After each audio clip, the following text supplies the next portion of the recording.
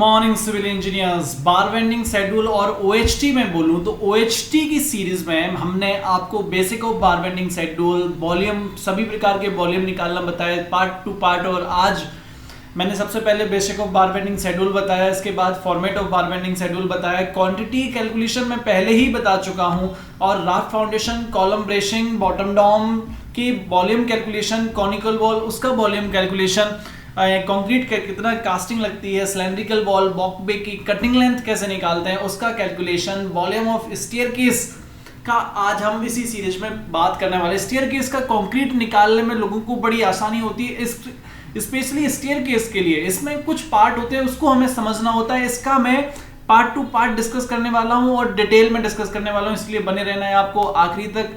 मैं कभी भी आपको ना आज तक निराश किया है ना भी करने वाले हैं, ठीक है। This is subscribe time to all of you. आप हमारे व्हाट्सएप चैनल से जुड़ सकते हैं, इसके लिए आपको पे करनी होगी सब्सक्रिप्शन फीस, और सब्सक्रिप्शन फीस के बाद आप हमारे पर्सनल आप हमसे जुड़ सकते हैं,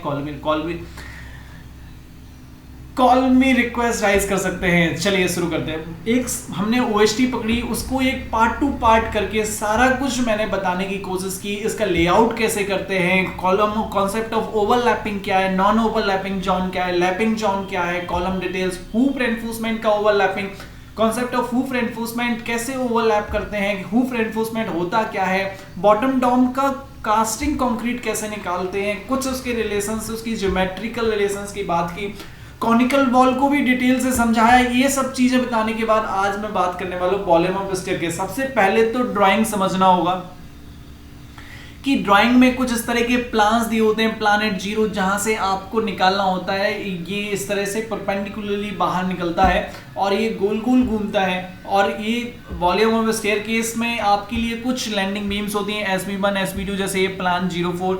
इसमें एक इस तरह से ट्रायंगल बनती है, इसका मैं ऑटोकैड वाला व्यू भी आपको बताने वाला हूं। आप इस समझिए कि यहां से फ्लाइट 1 2 3 4 5 6 7 8 और इसके ऊपर जो बनेगी वो 9, और फ्लाइट 9 तक का कैलकुलेशन कैसे होने वाला है। इस तरह से आप इसको पार्ट टू पार्ट डिवाइड करके देखेंगे तो आपको और आसान होगा समझने में।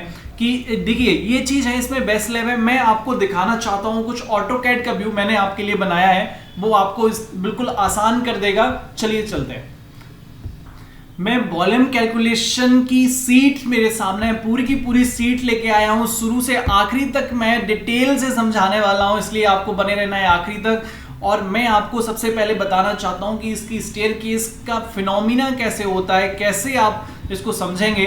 तो मैं आपको कुछ एक ड्राइंग्स दिखाना चाह रहा था। आप इसको ऐसे समझिए कि आपने एक स्टेयरकेस बनाई, यहाँ पे ब्रेसिंग बीम स्टेयरकेस स्टार्ट होता है, फिर लैंडिंग होती है। जनरली सभी स्टेयरकेस में ऐसा ही होता है, हमने यहाँ भी वही कंसीडर किया है। आपको ये समझना है कि बेस स्लैब हमने लैंडिंग को आप एक बड़ी भी हो सकती है। दिस इज नॉट कि यहीं तक ये खत्म हो जाता है, ऐसा नहीं है कि यहीं खत्म हो जाता है। आप इसको समझिए, इसके 2-3 पार्ट होते हैं। जैसे कि ये बेस स्लैब, ये वाली जो हैचिंग आपको दिख रही है, ये बेस स्लैब की हैचिंग है, ये वाली लैंडिंग है, ये वाली इस केस में बीम है, जनरल केस में लैंडिंग होती है। तो लैंडिंग को हम अलग कैलकुलेट करते हैं, लैंडिंग को बॉटम से कैलकुलेट करते हैं, और ये वाली लाइन का हम ट्रायंगुलर शेप निकालते हैं, और ये वाली लैंडिंग अलग होती है। लैंडिंग वाली स्टेप्स को लैंडिंग में ही काउंट करते हैं, उस स्टेप्स को हम अलग से काउंट नहीं करते हैं, ठीक है। एक चीज आपको समझना है।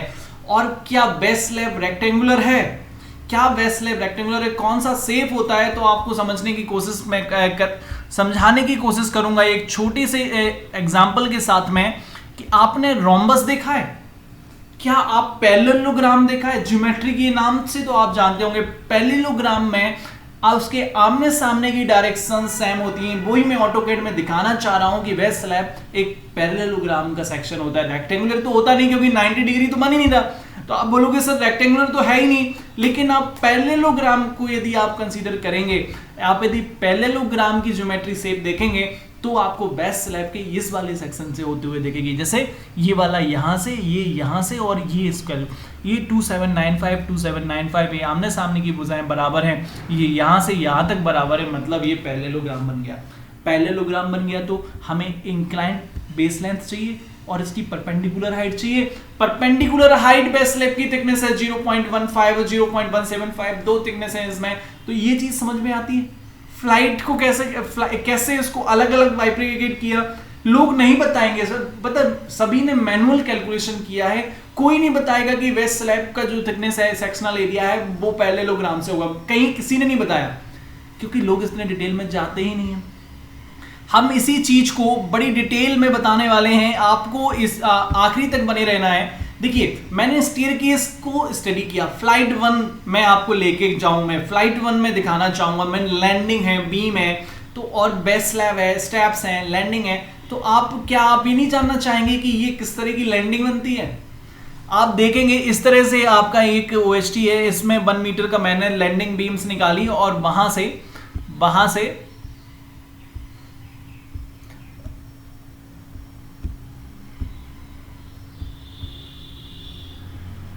ये देख पा रहे हैं आप देख पा रहे हैं क्या? हाँ, यहां से मैंने वही चीज आपको दिखाने की कोशिश कर रहा हूं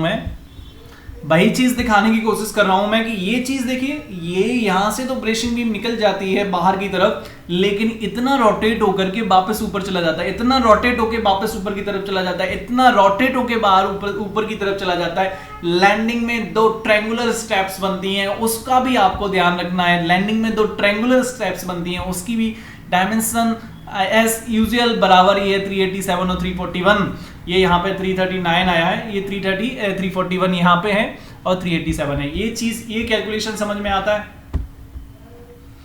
और यहाँ पे आप इसको थोड़ा सा और जूम आउट करके देखेंगे तो 387 यहाँ पे है, 387 यहाँ पे, देखिए ये ट्रायंगुलर हमेशा बराबर बनता है, लैंडिंग इतनी की इतनी ही बनती है। और यहाँ पे 339 और 341, ये ऑटोकैड व्यू में जब इतना 2 mm का फर्क आ रहा है तो आप समझ सकते हैं कि कैलकुलेशन में ज्यादा कोई फर्क होने वाला नहीं है। तो ये वाला मैंने लैंडिंग के लिए किया है। फ्लाइट 9 है, वो भी एक मजेदार कॉन्सेप्ट है। फ्लाइट 9 में आप उसको समझेंगे तो आपको मजा ही आ जाएगा। इस चीज को किस तरह से बनाया है, क्या इसका कॉन्सेप्ट है, मैं आज डिटेल में बताने वाला हूं, तो आपको बने रहना आखिरी तक। सबसे पहले तो मैं आपकी कोई वॉल्यूम कैलकुलेशन को शुरुआत करूं कि फ्लाइट 1 में आपको क्या है, लैंडिंग एक सबसे पहले स्टार्ट हुआ। आप इसको ऐसे समझिए, सबसे पहले ये स्टार्ट हो रहा है,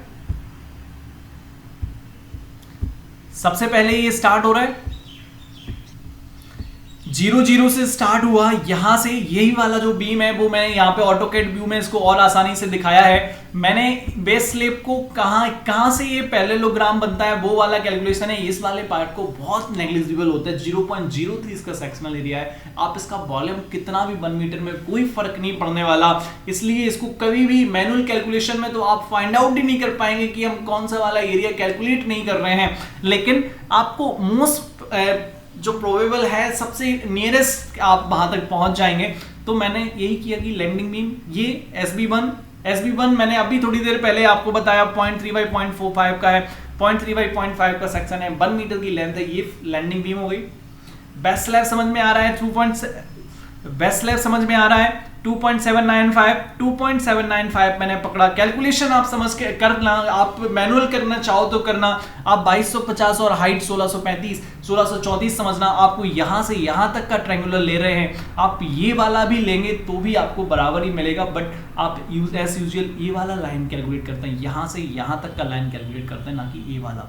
ठीक है, आप लैंडिंग बीम को यहां से यहां कैलकुलेट करते हैं, इंक्लाइन लेंथ को यहां से यहां, स्टेप्स को अलग और लैंडिंग बीम को यहीं से कैलकुलेट करते हैं। तो ये चीज ये आपको समझना होगा, यही कॉन्सेप्ट है जो आपको इसमें माहिर बनाएगा। और भी हम लैंडिंग बीम्स और भी स्टेयरकेस, अदर बिल्डिंग कंस्ट्रक्शंस की स्टेयरकेस भी डिस्कस करेंगे। तो आपको बेस स्लैब समझ में आया, 1 मीटर 0.15 की इसकी थिकनेस है। स्टेप्स आपने 10 देखी। स्टेप्स देखिए, एक चीज इसका कैलकुलेशन समझो, एक चीज और है, आप इसको कैलकुलेशन समझना पड़ेगा आपको। होता क्या है कि इसमें centre to centre distance fix है, एक कॉलम से दूसरे कॉलम की सेंटर टू सेंटर डिस्टेंस 2.29 है। मैं 2.25 मैंने कंसीडर की कि हाँ इतने में हम फ्लाइट बनाने वाले। हमने विड्थ ऑफ ट्रेड फिक्स किया 225, ये हमारे ड्राइंग में दिया हुआ है। तो हमें नंबर ऑफ ट्रेड 10 मिले, तो राइजर 1+1 हो जाएगा, तो 11 हुआ। हमेशा पहले ट्रेड फिक्स होता है, विड्थ ऑफ ट्रेड फिक्स होती है, फिर राइजर जितना आएगा उतना आपको करना ही है। तो राइजर का मैंने देखा कैलकुलेशन 1784 इसका ड्राइंग में, इसका एलिवेशन में लेवल दिया होता है, उसको डिवाइड बाय 11 किया तो एक राइजर की हाइट आई 0.1622। ये वाला कैलकुलेशन, यहाँ से चीज़ें क्लियर होती हैं। ये चीज़ अपने को आना चाहिए, ये चीज़ निकालना आना चाहिए as a civil engineer. 9 flight दिए हैं 1784 से, इस तरह से हम 9 फ्लाइट में 14.275 या 272 तक पहुंच जाएंगे। इसको आपको यहां इस तरह से समझिए। ये देखिए पार्ट 1 में हम volume of base slab, sectional area into width होता है, width of base slab 1 metre है, थिकनेस ऑफ बेस स्लैब 0.15 है। ये कुछ हमें गिवन डाटास हैं, जनरली सभी लोग इस तरह से बताते हैं। ओएचटी के केस में भी ये ऐसा ही होने वाला है, कुछ भी अलग नहीं है। इंक्लाइन लेंथ बेस 2250 है, परपेंडिकुलर हाइट 1584 है, तो 2760 आएगा। यहां से ये चीज क्लियर है, ठीक है, ये चीज यहां से ये चीज क्लियर है, यहां पे कोई कंफ्यूजन नहीं होना चाहिए। ये यदि कुछ इसमें है, परपेंडिकुलर हाइट शायद अलग हो गया है, परपेंडिकुलर हाइट 1634 है, मैं इसको करेक्ट कर देता हूं।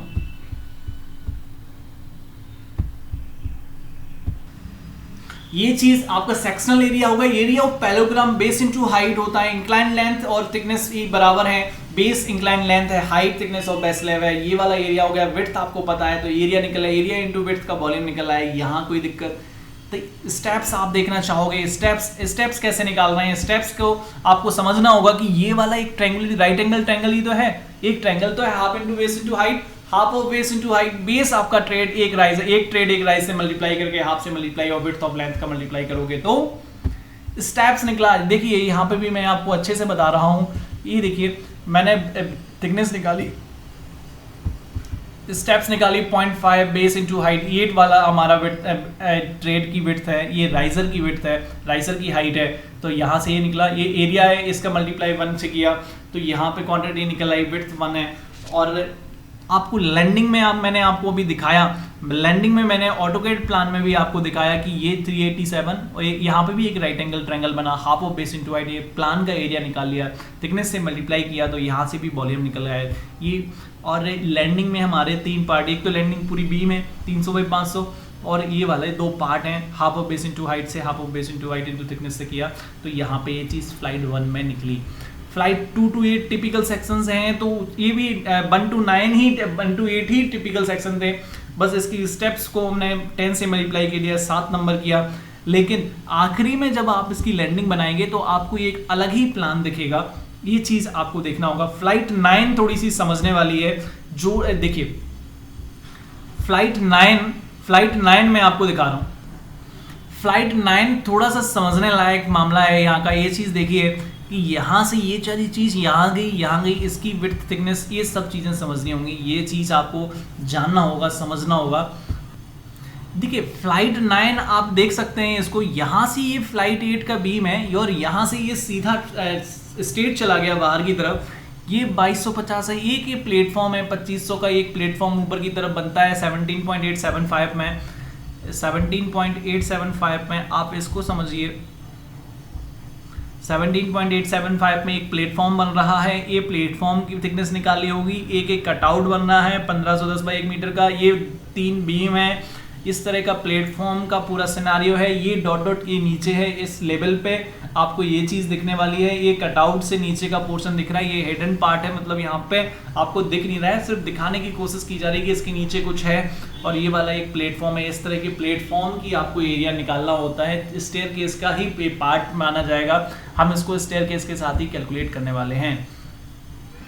आपने फ्लाइट 9 में जिस तरह से कैलकुलेशन किया, आपको ये फ्लाइट 9 में आपको बेस स्लैब की थिकनेस समझ में आनी चाहिए। फ्लाइट 9 आपको यहाँ पे चीज़ें क्लियर हो रही होंगी, ये वाला पार्ट जो है ये ट्रायंगल तो यहाँ बन गया, यहाँ पे कुछ और ही एक बड़ा सा प्लेटफॉर्म है, तो उसको भी मैंने कैलकुलेट के लिए कंसीडर किया हुआ है। ये पार्ट 2 में ये पूरा 1 मीटर 0.34 और 0.15 की ये थिकनेस ये मैंने कंसीडर की है कि लैंडिंग में वहाँ पे हमें एक्स्ट्रा स्पेस मिलता है, ठीक है। लैंडिंग बीम का ये लैंडिंग बीम, इसमें 7 लैंडिंग बीम होंगी 2 to 8, तो ये आपने 7 लैंडिंग बीम का क्वांटिटी निकाला।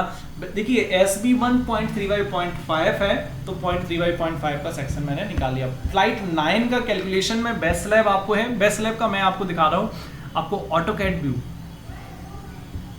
देखिए ये वाली फ्लाइट 9 इस तरह से बनने वाली है, ये यहाँ से 0 से ये 17.875 14.275 से 17.875 जाता है 3600, 3.6 पॉइंट 2 ए पॉइंट 3.6 इसकी फ्लाइट हाइट है। यहां से यहां तक का हमें जो स्पेस मिलता है वो 3375 होता है। इसको आप कैलकुलेट करोगे तो आप देखेंगे कि ये चीज आप ड्राइंग से समझ सकते हैं। ये चीज में आप जब सेक्शन में जाएंगे, एक ड्राइंग देखेंगे तो आपको देखेगा कि ये इसके कॉलम के सेंटर से 18.75 है और इस सर्कुलर जो बॉल है, सिलेंड्रिकल बॉल है, वो 0.2 की थिकनेस रखती है और 3050 की ऊपर की तरफ विड्थ है। तो यहां से ये कॉलम आपका 500 का है तो 225 यहां से सब्ट्रैक्ट करो तो ये 16.05 ये इसकी विड्थ आ गई है। 16.1625 ये इसकी विड्थ है और 200 इसका सिलेंड्रिकल बॉल है, 3095 तो 4875 की हमें विड्थ थिकनेस मिलती है। तो यहाँ तक कोई दिक्कत नहीं होना चाहिए। जहाँ तक मैं आपको कोशिश कर रहा हूँ कि समझाने की, इंक्लाइन लेंथ मैंने ऑटोकैड से निकाली है, आप मैनुअल पीजीटी पाइथागोरस थ्योरम से भी निकालने की कोशिश करेंगे तो यही निकलेगी, क्योंकि पीजीटी समझ में आना चाहिए लेकिन कैलकुलेट आजकल सारा कुछ ऑटोकैड से हो जाता है। तो ऑटोकैड आपको और ईजियर बना देता है इस तरह के सेक्शंस को स्टेयरकेस के मामले में। यहाँ पे लैंडिंग बीम के लैंडिंग में मैंने सिर्फ ये वाला पार्ट कंसीडर किया है, क्योंकि आप ये देखेंगे यहाँ पे 500 दिख रहा है, लेकिन मैंने इतना ही किया है। ये वाला मैं PV2 में 0.25 का कंप्लीट कैलकुलेशन प्लेटफॉर्म में कर रहा हूँ तो उसको मैंने कंसीडर नहीं किया है। यहाँ पे हमेशा समझिए बेस स्लैब एक पैरेललोग्राम सेक्शन होता है, उसका एरिया ऐसा ही निकलता है, रेक्टेंगुलर नहीं होता। रेक्टेंगुलर बहुत सारे लोग ये बोलेंगे आपको रेक्टेंगुलर बन गया, रेक्टेंगुलर, अरे नहीं, पैरेललोग्राम बना है बॉस। ये चीज हमें समझनी होगी।